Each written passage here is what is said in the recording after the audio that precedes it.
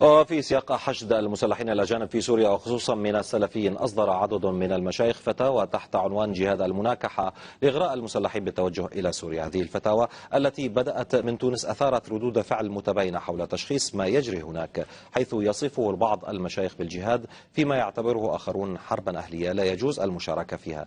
الفتاوى في تونس أثارت بلبلة في الشارع بعد ورود أنباء عن توجه مراهقات تونسيات إلى سوريا تطبيقا لفتاوى تحلل جهاد النكاح. غدي غنطوس والتفاصيل.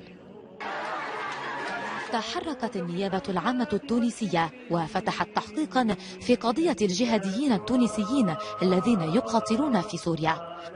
أما ذروة الفتاوى في تونس فتمثلت بإباحة ما أطلق عليه جهاد النكاح في سوريا، والهدف منه دعم المجاهدين والترفيه عنهم.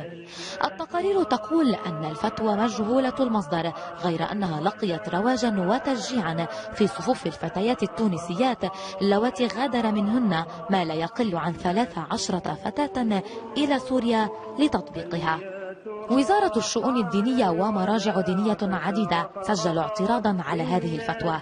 وزير الشؤون الدينية نور الدين الخادمي أوضح أن الفتوى لا تلزم الشعب التونسي أو مؤسسات الدولة. صحف تونسية تناقلت قبل أيام خبرا مفاده أن شابا تونسيا أقدم على تطليق زوجته بعدما تحول إلى سوريا ليسمح لها بالانخراط في جهاد المناكحة مع المجاهدين هناك.